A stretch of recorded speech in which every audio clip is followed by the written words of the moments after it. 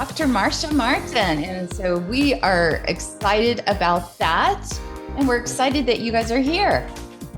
Well, Marcia, we want to know what you're all about. What can you tell us about your work and who you are, and what do you do to help people in our community?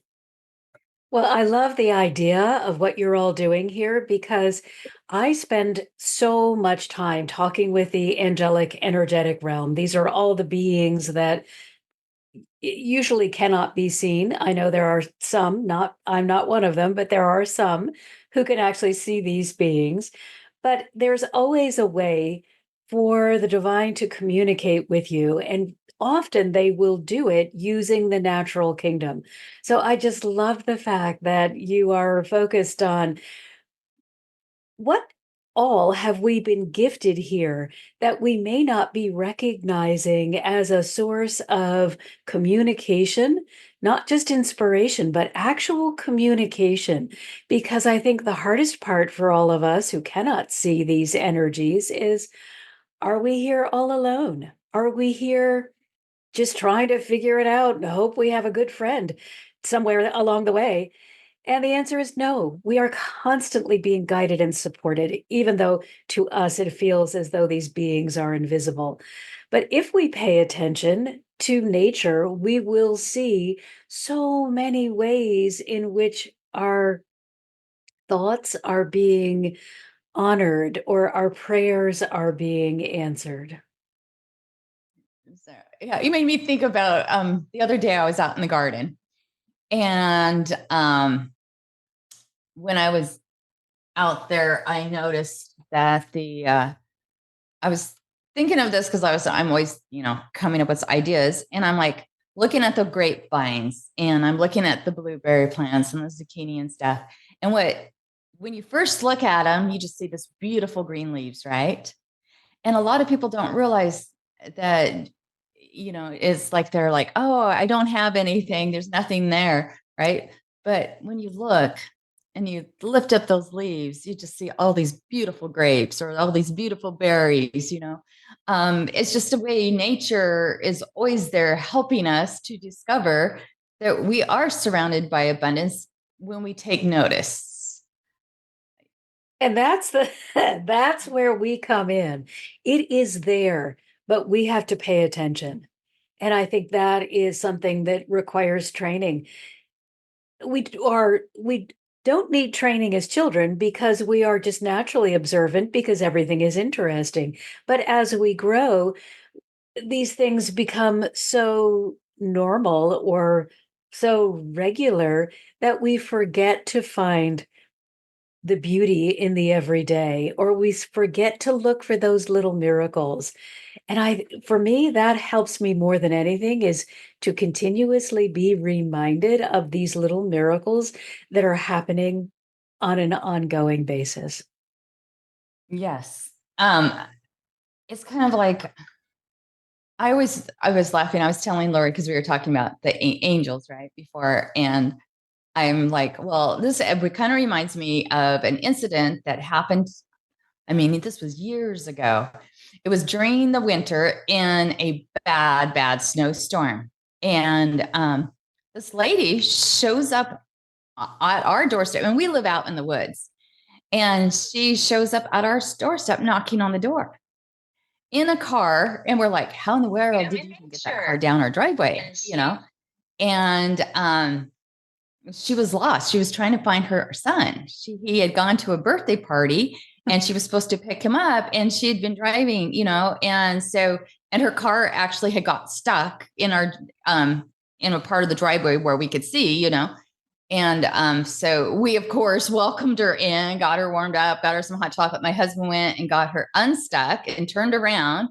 And then he pulled her completely out of the driveway, Oh, I love and she's like, and then the next day, and I had never thought about this, she sent me this beautiful bouquet and it said, Oh, thank you for being my earthly angel.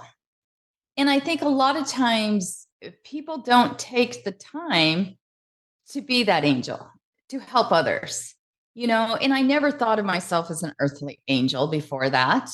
Because to me, it's just like, no, I want to treat somebody the way I would want to be treated if I was going through that experience. And so it's like, it'd be nice if there was more people that would be kind and do more earthly angel stuff, right? And I'm sure you've heard of it more than I have, but so anyway, that was a story I wanted to share about my experience, my first time of hearing that term. So, And truly, what it means is just sharing kindness. And why aren't we naturally doing that? And if we look at again, going back to nature, nature is not in conflict with it itself. There is no let's have a war because you're a different color than I am. There are blue flowers and purple flowers and yellow flowers, and nobody is getting upset that you're a different color than I am. They're just growing along, and everything is just doing what it is designed to do without any worry, fear, or confusion about why you're taller than I am, or I don't have as many flowers as you do, or whatever it they're is. in no competition. Yes, and they're It's like completing and complementing each other. I want to say hello to Sandra Crook. She's here watching. I want to say hello to Aika. good morning, And ladies. Aika said hello to Dr. Martin. She said yes. And I love what you said. And Tammy was telling me yesterday about somebody that found a nest with baby birds and things like that. And then they took it home trying to, thinking they were helping, and they were not. And like you said, Marcia, I agree that nature takes care of itself. Nature knows how to complete itself and heal itself and coexist and be happy in peace and harmony, I think. And I think that is so much a theme of the natural kingdom, is that everyone just does their thing without this silly competition and worry that there won't be enough. And if we could, as humans walking on the earth, just recognize if there is enough for every being that doesn't even have the ability to create conscious thought, then why would there not be enough for us? Mm. And that is one of the things that whenever I'm in any kind of a low period, I always think, wait a minute, if the cockroach, which is a not beloved animal by No. anyone, can manage to have everything that it needs, then why do we get in these thought patterns of, oh, I'm not worthy, or I'm not good enough, or I haven't done enough to deserve whatever it is we're desiring? And I find that so destructive, because once we get on that path of there's something lacking in me that will prevent me from being able to receive what I want, we make that true.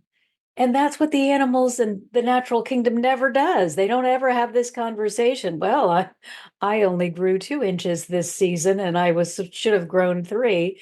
So I won't get the sun and the rain and the nutrients from the ground that I need in order to uh, possibly go that other 3, or just be happy with the 2 that I managed. It's just, oh, I'm going to be here doing what I do, supporting something else in the world, and be happy in that moment. So I use the natural world to bring me back to a place of joy, especially when I'm at those places where I've let my mind get away with some really bad thinking. There's one example I have, and this was a while ago. I can't remember if it was during COVID, but I remember walking, and I had just really been engaging with some negative things. Not at this point, they weren't self-produced. I'm grateful for that. It was, maybe it was news, maybe it was some of the people that I were working with were going through a really tough time. I don't remember what started it, but it became this snowball of negativity. And I didn't get out from under it quickly enough. And so maybe at like day 3, I'm like, oh wow, I'm really hurting. I really I need an upgrade here really quickly. And it almost felt like walking in the ocean with cement shoes. So heavy, just so burdened and not clear and able to see my way forward. And I remember saying, I need help, and sending a prayer up. I call them Mother, Father, God, but sending a prayer up to the divine saying, I need help. I can't seem to find my way forward.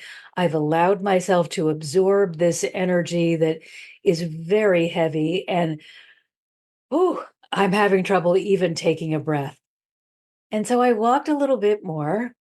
Nothing changed.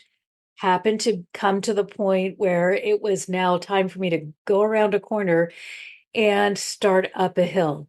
And as I'm walking, I'm thinking, oh, look, the sky is even reflecting my bad mood. It was kind of gray, no wind, no birds, nothing.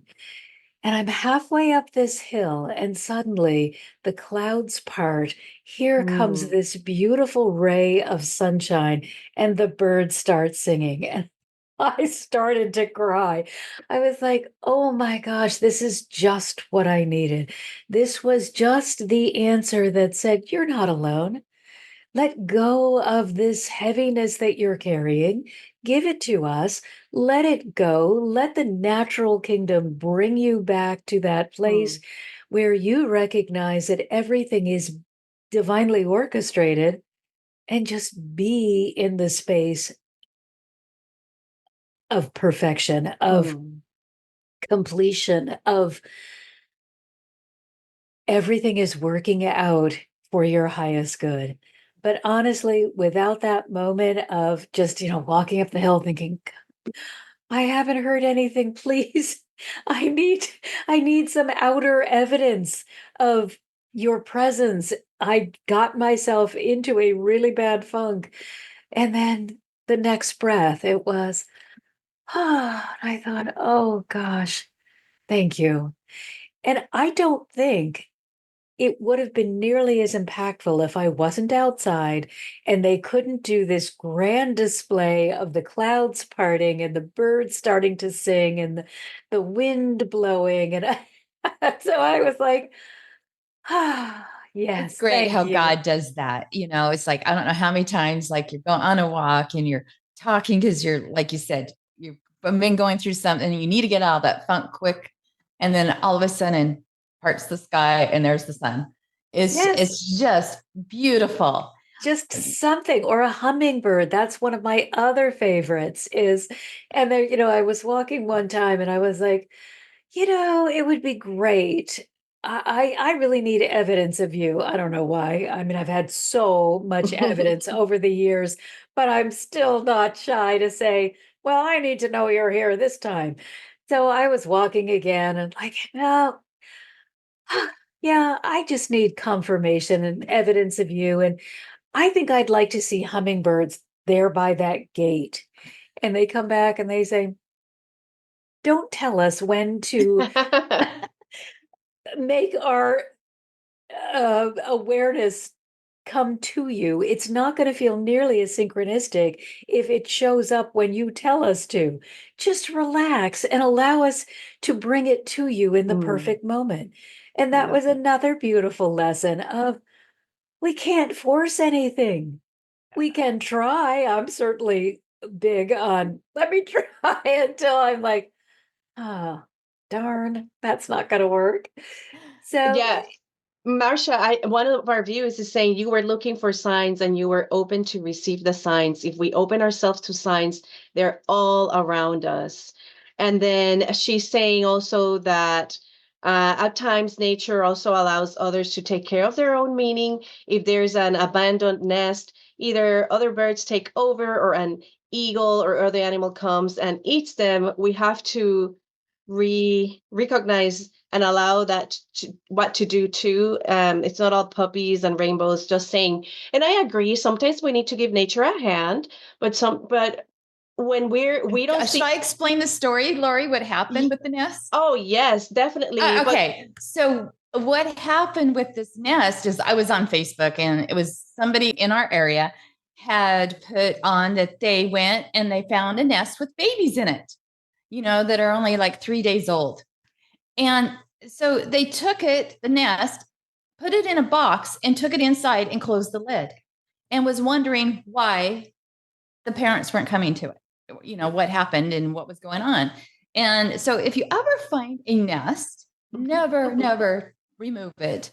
Leave it there, because what people don't realize is the moms and dads are close by. They always fly off trying to get you to go towards them and to leave the nest alone. And they were either off getting food for the babies, or they're right there. And people don't even realize how close those mom and dads are. There's always at least one of them. So please never, if somebody's watching that goes and removes nests. So I posted on the Facebook, to make sure you never ever do this, just for people who do not understand that when you remove a nest. And now there are times, I have found baby birds that were learning how to fly have fallen in the yard. And so I've picked them up and I've put them back in the nest. Or a hummingbird that actually got hurt, and so we took care of it for a day, but then it flew back. So there are times, but there's times you don't. So anyway, that's all I wanted to say about that. And I love how Marcia also shared, Dr. Marcia shared about the abundance that we can find in nature. And that's exactly what we're going to talk about in our virtual retreat coming up. And Tammy, tell us details about that. When is the virtual retreat coming up? But I also wanted to read a verse that says, "Behold the fowls of the air, for they sow not, neither do they reap, nor gather into barns. Yet our Father in heaven feedeth them." And we are much more than a fowl. And that's according to that verse. And I love what you shared, Marcia, that when you were ready and you were doubting and you were in that funk, God provided for you the answer for you with light, and instead of because you already were surrounded by so much darkness with everything that was happening, that I'm so glad you were able to see that. Tammy, tell us about that virtual retreat coming up. So our virtual retreat is coming up at 10 today. And Lori's actually teaching it on the money mindset, but it's not what you think. So it'll start at 10 today and it'll go for 45 minutes to an hour. It'll be for everybody, and you can join per Zoom or Facebook Live. I have to set it up first, so I won't let people in for a little bit. And then if for those who want the VIP experience, we'll explain that more when we are doing our retreat. So it's at the next hour. So we're going to learn. So right now we're so excited to have Marcia here. And Marcia, when you were talking about the lilies and the butterflies and not comparing stuff, it reminded me of that quote about the flowers, how we're each unique and we're in no competition with the other flower or the other butterfly or the other tree, because each is unique and beautiful. But I have a question for you, Marcia. Where do you live, and how did you get started in this realizing all this nature and the angels and everything you experience? Well, I currently live in Los Angeles, California, and I kind of call it a flower factory because we have flowers everywhere, which is one of my favorite things when I'm walking, is to stop and smell the flowers. And I got to tell you, if you don't do that on a regular basis, you're missing out. It is so fun to just smell all of the different fragrances and just spend time with all of that beauty. But I got started. It is something that I was aware of throughout my life, but not recognizing it as anything other than, well, this is just what we do. And have always loved nature and playing in the woods and spent hours in the backyard, which had a big opened up into a woods. So had a stream, and I was always off next to the stream with little acorn cups and leaves, taught having these wonderful conversations with these what I considered imaginary beings that I recognize now were probably elementals in that kingdom. I don't know if it was angelic presences, but certainly somebody was talking with me. And we were having lovely little conversations and sharing our tea and our little berries and whatever else I could find that grew in that little pine forest. It wasn't, though, until I was probably late high school that I began to get an interest. Suddenly, then, this is when Uri Geller was bending spoons and Kreskin had a magic kit, and it was called the paranormal. And I just wanted that ability so badly. I thought it was so fascinating. Never associated it with anything normal. This was just sort of, a little weird. So I didn't want to share that with anybody because it was too weird. It was just my fascination. Went to college and I wanted to fit in, so I never spoke about it at all. Then returned for a master's program to a different school, and there was a professor teaching a conscious evolution or expansion of consciousness class. And it again brought me back to that place of, I want this, but still not understanding that I had any kind of connection with the angelic realm or with any other beings. I just loved the meditations and the healing work that we would do together and, those kinds of things. But yet, okay, master's program ends and I need a real job. I need to, this stuff isn't practical. We can't meditate all day. So threw that all back in the back of the drawer. And that really began about 20 years of a slow decline, a slow period of just heading further and further away from myself and more deeply into a state of depression until things got to the point where I opened up again, saying, okay, I got to do something. This isn't working. My life is not okay. I love my children. I am enjoying spending time with them, and we spend so much time outside, and they're loving the natural kingdom. But I've lost my me. And so then I opened back up to it. And by opening up to it as an adult and from a place of greater depression or greater pain, I believe I was more open and willing to do the work, create the connection or open the connection and make it vibrant, and then pay attention. So I think that's what changed more than anything was I finally needed this so badly that I was not going to just check in every couple of years. I was there every day searching, asking, opening myself for any signs, any kind of information, any communication. So where did you grow up? Because you said you had a stream and stuff behind you. Well, in for the first 9 years in Western Pennsylvania. Okay. What would you tell people that are going through something similar that you're going through? I kind of catch or gather that you were kind of suppressing the real you and your gifts and talents. And what do you tell people that are going through the same thing that are in our audience, anyone listening or watching, about your experience? What were the biggest takeaways that you can now teach others based on your experience? I think the most important thing is nothing is wasted.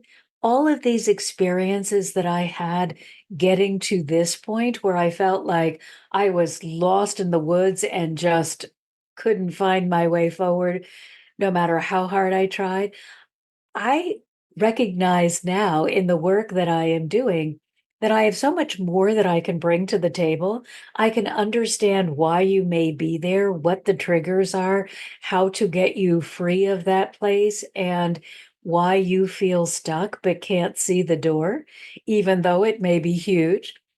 So there are no mistakes. And when you are ready, it will be a commitment. So if you feel, I can't pay attention to this right now, it's just not where I am, don't force it. Instead, go outside, spend time with the natural kingdom that is also not forcing anything. Allow that harmony, allow that perfect order to become part of you so that you start feeling cared for. I think it's so important that we just recognize, take the smallest insect that to us is insignificant. And if you were to look at it under a microscope and examine all of the parts of it, you would see that even though it may not have a brain that's larger than the point of a needle, it has everything it needs to live its life to the fullest.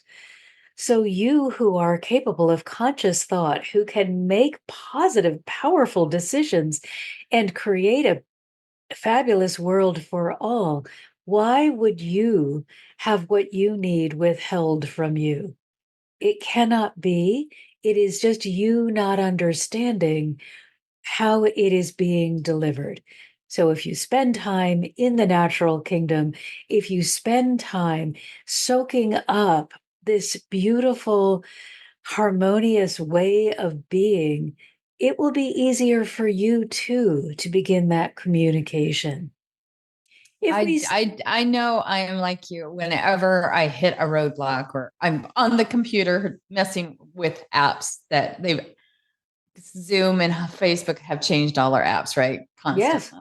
Or you're just dealing with something or you hit a roadblock. Like even when I'm working on an art piece, I was like, okay, I need to go spend time outside. I did take last Wednesday off a whole day and spent out at the lake because I just need that relaxation, and I love just watching the eagles and the different birds and the fish in the water and stuff, it's just so much fun. But then like last night, I got woke up at 1:30 in the morning from the northern lights because they were so bright, which is Ooh. beautiful. And I tried to take a few photos. They weren't as bright as they've been before, but it was still, I was like, okay, God, I'll get up and look at your beautiful view here, because I really wasn't, I was kind of in that state. Then you couldn't go back to sleep. So I went and took some photos and just went on that peaceful walk in the dark, just looking up at the sky. And what was funny, it was supposed to be cloudy. And so we weren't supposed to be able to see them. But it was like the clouds had just parted enough. And God knows I love watching the northern lights. I love sunsets and, that's just watching the clouds and stuff because you can learn so much from them, or like you were saying, the hummingbirds. I sit out usually with my cat on the back deck in the mornings and she comes and gets me. It's just to watch the hummingbirds, or the turkeys with their new little babies walking around now. So it's just so much fun, and how nature, it just takes our mind off of all the negative stuff and Oh, gives yes. that positivity reflection. So you just it helps you to get out of those funks. And when you start your days off like that, it puts you in that good positive mood. I won't even answer the phone unless I know who you are.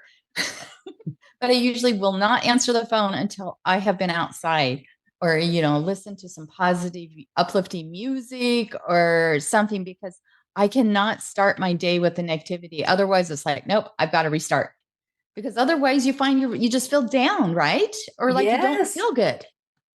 And Tammy, great. I'm sorry, Marcia, go ahead.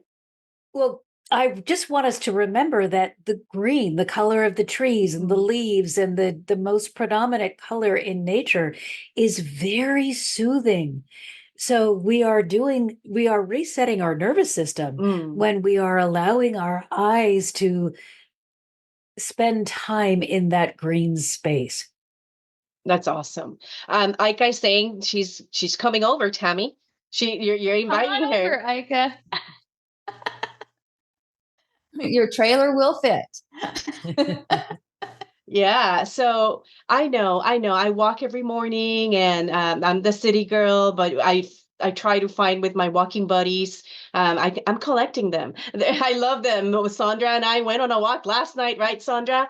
And I just observe, and we walk and talk, and we're very. I'm paying attention to what we're conversing, but I also look around. And this morning in my walk, I don't know how many little tiny baby bunnies we saw. I mean, blue jays, robins. I mean, the abundance that nature provides is beautiful and in perfect harmony and balance. And when I'm walking back to my house. I see this vine, and of course, it's grapes in the middle of the city, and it's just pouring, and they're on the floor, they're all over, and I don't even know if to get them or not, or I need to knock on the neighbor's door and see if I can partake of it. But I mean, it's just so beautiful how nature, like you say, Marsha, I agree. Like, you need to be open to it. You cannot control it. Like when you were saying, I want to see this. No, God told you, the divine told you. No, you can't force it. And these are great lessons. And time goes by super fast when we're having fun. And this has been great. I love you're so grounded, and your peaceful spirit and energy. So I love it and appreciate it. Thank you so much. Aika is so happy. She's saying there's a lot of interaction here live. Sandra is saying that the turtles came to greet us. Ah, that's so true. We were walking, and there was a little pond or something, and then we wanted to stop to see the turtles, and they all were like coming to us, and that was so Oh. sweet. You're right. And I guys sharing a hummingbird story. I was talking to a person about seeing signs from the other side, and as we are talking, uh this little feather lands on my hand. We are like both, wait, what? Do my friend says that's a hummingbird feather? Mind blowing. So it's just so beautiful how God provides, when we are seeking and asking with pure intent, and how He delivers. He definitely delivers. And feathers are such a wonderful way of that the divine communicate. But again, it's so easy to miss it, especially because we're now all trained to be in front of our computers. So when you go outside, please go out and pay attention. Look around, look down, look up, look to the side. Take it all in, drink it in, be open for the fragrance, be open for the sounds. There is so much being communicated to us, not just the feather on the ground, but that hummingbird that you're going to miss because they fly so quickly if you are not paying attention, or the bees that are buzzing by, or the beautiful scent of honeysuckle, or any of the different ways in which you can be comforted and recognize everything is as it should be. Where do I fit in this perfectly constructed puzzle? There is a place for you, and you won't have to take from somebody else. You won't have to go without if you need.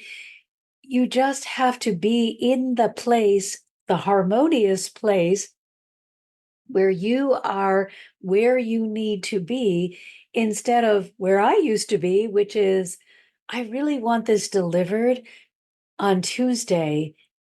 And God is saying, well, it's going to show up on Thursday. So we really need you to be pay attention Flexible. on Thursday. And I'm pouting when Tuesday has come and gone. See, I knew this wasn't going to work. You don't know why things are being orchestrated in the way they are. But the minute that we step out of I'm afraid this won't work, and into the place of I trust that it will, we will see why the divine orchestration is so much more powerful than what we could have come up with. Oh, totally. And now you understand why we started unlocking freedom in nature and art.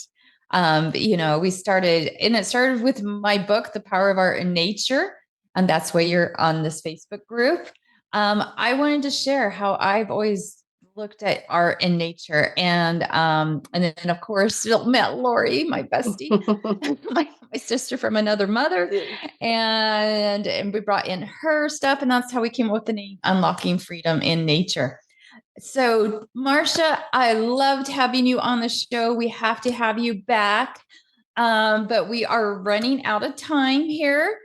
So, but I appreciate you so much. I appreciate you sharing all that. I appreciate each and every person that is here. Be sure to share and invite your friends to come on our page. We are adding more stuff to the website.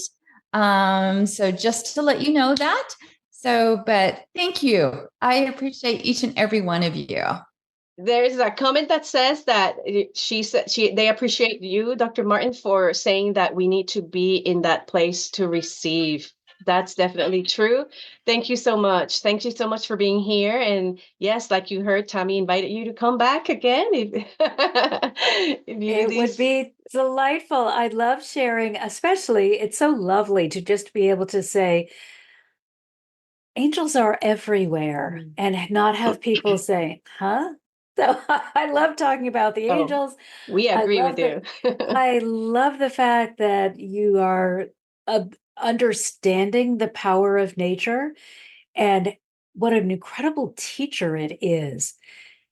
Every time I walk out the door, I'm just like, oh, I'm in heaven. This is just so wonderful. These beautiful, majestic trees, the flowers that smell like heaven, the birds that are singing, the breeze, everything says, all is well in my world. And I think it's just so important that we get up away from our computers, spend time outside in some natural space so that you can remember all is well in my world. And with that, those wise, beautiful words, we want to say goodbye to you. Encourage you to join us in a few minutes in the virtual mindset adventure about abundance mindset and money mindset. Remember, it's abundant out there, and we need to have conversations about this topic, which Tammy and I found and agreed that is very important to talk about it. And we'll see you next week in another wonderful Tuesday Talk. And be sure to share your nature photos. We love seeing those. So thanks, everyone. Thanks, Marcia. Thanks so much. Bye.